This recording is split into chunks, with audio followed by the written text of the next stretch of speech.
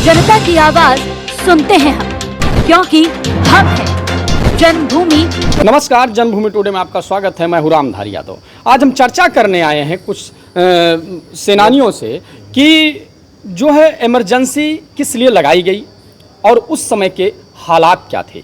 1975 में 25 जून को इमरजेंसी लगाई गई थी, आज के दिन। और आज यहाँ पे कुछ सेनानी इकट्ठा हुए हैं। हम इनसे जानकारी करेंगे कि उस समय की परिस्थितियाँ क्या थीं। दादा, आपका नाम क्या है? मेरा नाम माता प्रसाद तिवारी, मैं फैजाबाद का रहने वाला हूँ और लोकतंत्र सेनानी कल्याण परिषद का प्रदेश महासचिव हूँ। सर, क्या स्थितियाँ रही हैं, क्या परिस्थितियाँ रहीं, किन वजहों से ऐसी स्थिति आई थी?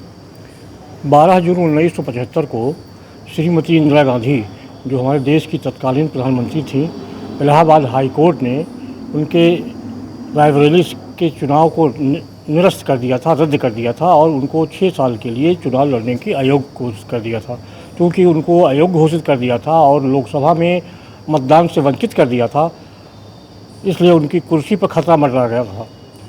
तो संजय गांधी, जो उनके पुत्र थे, उनके दबाव में और सत्ता की लालच में उन्होंने 25 जून 1975 को आधी रात को बगैर मंत्रिमंडल की बैठक किए हुए केवल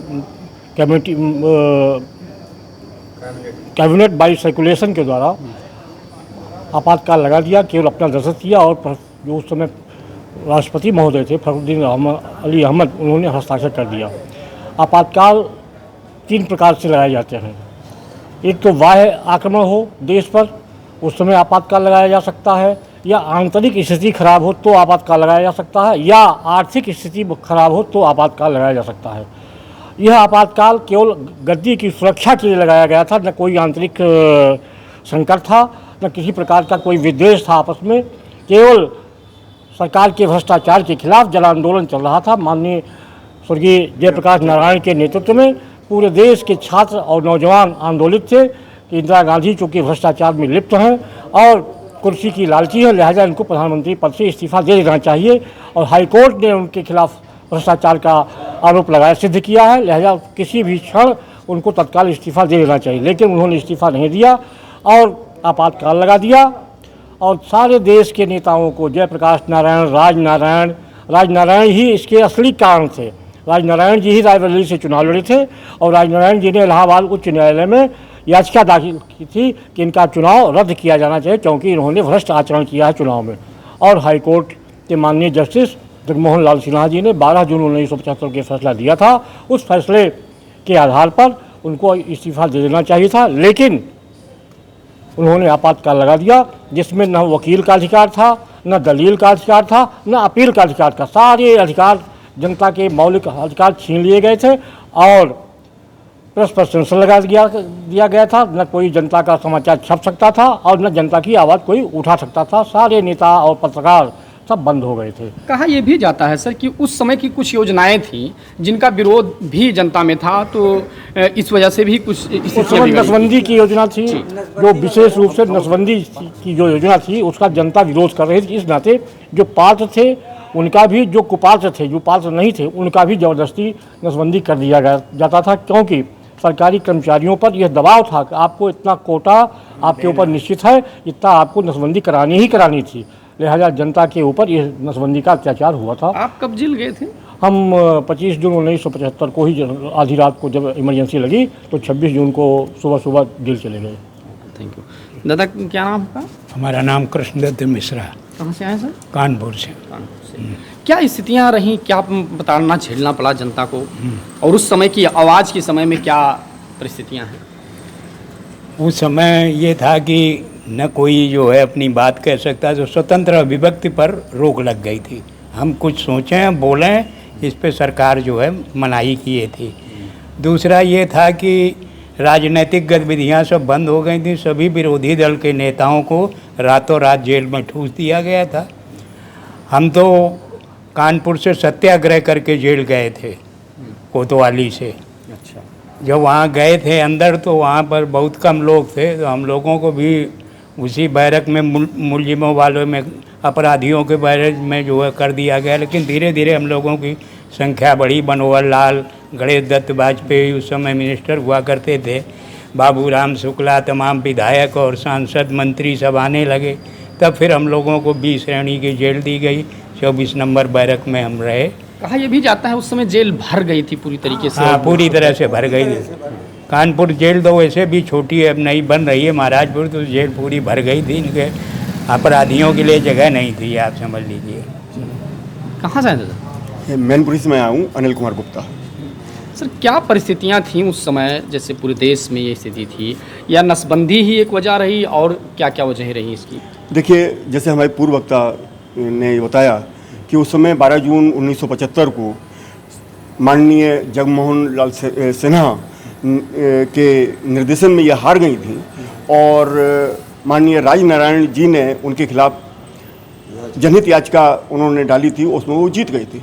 उस समय मतलब उन्होंने इमरजेंसी लगा दी थी। उस समय मैं बी का शिक्षार्थी भी था और अपना थोड़ा कारोबार भी मैं देख रहा था।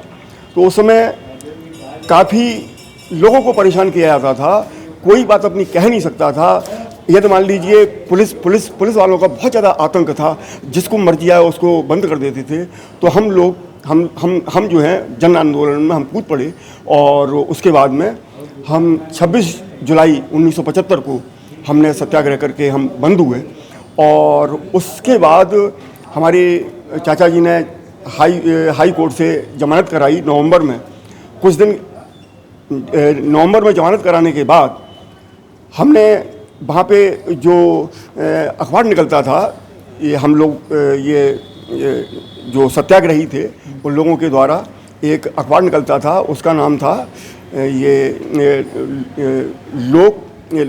लोक संघर्ष के नाम से अखबार था। उसके हम प्रेस रिपोर्टर भी थे उस समय और खबरें भी देते थे, अखबार भी हम बांट देते थे। लेकिन फिर कुछ दिन के बाद फिर मुझे LIV विभाग ने मिल करके मुझे बंद कर दिया। कितने दिन लगभग आप जेल में रहे? लगभग 5.5 महीने। अच्छा जी। दादा क्या नाम होगा? अवधेश सिंह चौहान। कहाँ से हैं? मैनपुरी से। सर क्या मैनपुरी की क्या स्थिति थी और जगह क्या स्थिति थी? मैनपुरी की स्थिति तो इतनी बदतर थी कि पहले तो उन्होंने समस्त नेताओं को बंद ही कर दिया था और अखबार रेडियो सब पर सेंसर लगा दिया था, कोई बोल ही नहीं सकता था। और उसके पश्चात यहाँ तक इन्होंने रिकॉर्ड तोड़ा कि धर्म के माहौल में, जो कि बाबा जय गुरुदेव थे, एक धर्म का प्रसार करते थे, उनको भी बेड़ी हथकड़ियों में डाल दिया गया। हम उनके अनुयायी हैं। तो 10 दिसंबर 1976 को फिर हमने जो है जेल भरो आंदोलन शुरू किया। उसमें 11 लोग जो अरेस्ट हुए थे देवर थाने में। तो थानेदार ने जो है इतनी लाठियाँ मारी थी कि हम लोग जो है गिर गए थे। और उसके पश्चात दूसरे दिन हमारे गांव में छापा डाला तो उसमें ऐसे 29 लोगों को गिरफ्तार किया था, जो कि बेचारे जो है वृद्ध थे, लगभग जो है 60 साल के थे, 62 साल के थे। अच्छा, उम्र की कोई सीमा नहीं थी, किसको कैसे अरेस्ट करना है? कोई सीमा नहीं थी। तो उनको जो है इतना मारा है सब बच्चों के सामने कि जो है मार करके उनको जो मुर्गा बना करके मारा। ये हालत थी उस समय आपातकाल की। हाँ, सारी सीमाएं तोड़ दी थी। तो नहीं, वो तो सिहर जाते हैं, आज भी याद आती है। तो ये राष्ट्रीय महामंत्री सर क्या नाम है? चतुर्भुज त्रिपाठी। सर क्या स्थितियाँ थी इमरजेंसी की? इमरजेंसी में मूल तरीके से 1974 में गुजरात में छात्रों ने मेस में खाना व्यर्थ भ्रष्टाचार के सवाल को लेकर के मामले उठाए थे। इसके बाद बिहार के छात्रों ने, नौजवानों ने वहाँ महंगाई, भ्रष्टाचार, गरीबी के खिलाफ आवाज़ उठाई।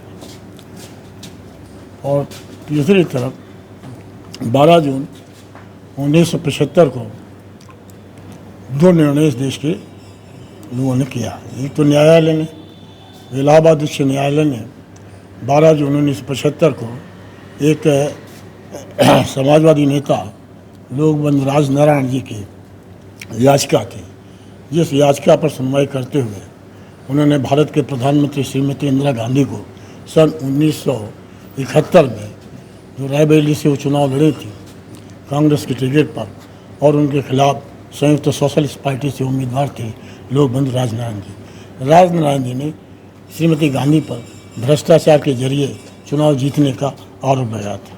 जो जितने भी आरोप लोक बंधु राजनारायण ने लगाए वह श्रीमती इंदिरा गांधी पर पुष्टि हुई और उस समय हाई कोर्ट के जज जगमोहन लाल सिन्हा जी ने फैसला देते हुए कहा श्रीमती इंदिरा गांधी 6 साल के लिए चुनाव लड़ने के अयोग्य हैं, उनको इस पर से हटाया जा रहा है। इस सवाल को लेकर के सारे देश में एक तूफान आ गया। जो नौजवानों का आंदोलन चल रहा था भ्रष्टाचार और महंगाई के खिलाफ, उसको एक ताकत मिली। इधर लोक नायक जयप्रकाश नारायण के नेतृत्व में बिहार और गुजरात में चल ही रहा था मामला। फिर सारे देश में इंदिरा गांधी हटाओ और देश बचाओ, लोकतंत्र बचाओ का नारा लगा और इस बात को लेकर के 24 जून 1975 को दिल्ली के लाल किले के मैदान में करीब 5 लाख से ज़्यादा लोगों ने एक हल्ला बोल दिया और उन्होंने कहा देश की गूंजे धरती और आकाश, देश के नेता जयप्रकाश और गद्दी छोड़ो, इंदिरा गांधी गद्दी छोड़ो आज। यानी जयप्रकाश जी के नेतृत्व में ये पूरा जो आंदोलन था मेन रूप से जयप्रकाश जी ने लीड किया, किंतु आपातकाल के कारक और निवारक लोक बंधु राजनारायण जी थे। अच्छा, राजनारायण जी ने भी अहम भूमिका निभाई। राजनारायण जी का था ही मूल तरीके से। राजनारायण जी ने जो आरोप लगाया और आरोप लगा करके न्यायालय ने उस आरोप की पुष्टि करते हुए श्रीमती गांधी को अयोग्य घोषित किया और जहां न्यायालय ने अयोग्य घोषित किया वहीं दूसरी तरफ गुजरात सरकार में चिमन भाई पटेल वहाँ के मुख्यमंत्री थे जिन पर छात्रों ने भ्रष्टाचार का आरोप लगाया था और वहाँ पर जनता ने फैसला किया और वो मुख्यमंत्री पद से हटाए गए। वहाँ कांग्रेस बुरी तरीके से पराजित हुई। तो इस पूरे मामले के कारक और निवारक राजधानी इसलिए थे कि न्यायालय में जब श्रीमती इंदिरा गांधी को आज़ाद भारत में बेमिसाल घटना थी कि प्रधानमंत्री गद्दी पर रहते हुए किसी को धराशायी किया था और वो राजनारायण जिन्होंने 1957 में यह प्रतिज्ञा किया था कि जब तक देश की आज़ादी के बाद जब तक एक जाति, एक धर्म, एक दल, एक व्यक्ति की सरकार का खात्मा नहीं करेंगे तब तक हम अपने घर नहीं जाएंगे। और वह राजनारायण 1957 के बाद में जब कांग्रेस की सरकार हटी, इंदिरा गांधी हारी, तभी वो अपने घर में पहुंचे और यह जो इतने दिनों के बाद गया हो और राजनारायण जैसा व्यक्ति जो अपनी पत्नी को नहीं पहचान पाया, यह था। इसलिए कारक और निवारक इसके लोक बंधु राजनारायण थे। सारे देश के लोगों ने, नौजवान, किसान, मजदूर, व्यापारी, सामान्य तबके के लोग, जिन्होंने आंदोलन करके गली कूचे से इंदिरा गांधी गद्दी छोड़ो की जनता आती है कि नारी को चरितार्थ किया और सन 1977 में श्रीमती गांधी बुरी तरीके से पराजित हुई और राजनारायण जी ने पराजित किया। सभी 55,000 वोटों से ज़्यादा उसी रायबरेली की धरती पर उन्होंने धराशायी करने का काम किया राजनारायण जी ने सन 1977। और जिस तरीके से आपातकाल के वह दौर था, आज इतने दिनों के बाद 47 वर्षों के बाद वो घोषित आपातकाल था और आज मैं समझता हूँ भारत का अघोषित आपातकाल है। यानी वर्तमान पहले की परिस्थितियां और आज की परिस्थितियां में अगर तुलना की जाए तो क्या आप कहेंगे? ये ज़्यादा भयावह परिस्थिति आज की है। अच्छा, उस समय से ज़्यादा भयावह परिस्थिति है। आज देश खतरे में है, आज डेमोक्रेसी खतरे में है, जनतांत्रिक व्यवस्था खतरे में है। अगर यही स्थिति रही तो आने वाले समय में ये देश को बहुत बुरे हालात देखना पड़ेगा। मगर मुझे विश्वास है इस देश का आवाम, किसान, नौजवान, मजदूर तानाशाही हुकूमत को बर्दाश्त नहीं कर सकता है और जो लोग सत्ता पर आए और इंदिरा गांधी के रास्ते पर चलने का प्रयास करेंगे उनको इस देश के लोग धूल धूषित करने का काम करेंगे, ऐसा हम लोगों का विश्वास है। यानी उस तरीके के आंदोलन की फिर से जरूरत पड़ रही है। जरूरत है, देश में है, गुस्सा समय मिलने पर ये गुस्सा निश्चित तरीके से उजागर होगा। आज देश में भय, भूख, भ्रष्टाचार बढ़ रहा बड़े पैमाने पर। आज आवाम घुट करके मरने की स्थिति आ गई है। आज महंगाई, भ्रष्टाचार, जोर जुल्म, सारी चीज़ें बढ़ रही हैं और हम मौन बैठे हुए हैं। सत्ता पर बैठे लोग मैदान हो रहे हैं। तो उन मैदानों की आँख खोलने के लिए हिंदुस्तान का लोकतंत्र सेनानी आज भी जिस तरीके 47 साल पहले जो लड़े, आज भी उनमें जज्बा है। इसीलिए सब दिखाई पड़ रहे हैं, सब बुजुर्ग लोग जो सब नौजवान लोग थे तुम्हारे जैसे। यहाँ पे जो सेनानी थे जो उस टाइम उस व्यवस्था के खिलाफ संघर्ष किए थे, लड़ाई किए थे, उनसे हमारी बातचीत हुई। उन लोगों ने इस बात को कहा कि पहले तो घोषित आपातकाल था, लेकिन अभी अघोषित आपातकाल है और इसको भी सुधारने की ज़रूरत है और इसके लिए भी आंदोलन खड़ा करने की ज़रूरत है। कैमरा पर्सन महेंद्र पाल के साथ रामधारी यादव, जन्मभूमि टुडे, लखनऊ। जनता की आवाज सुनते हैं हम, क्योंकि हम हैं जन्मभूमि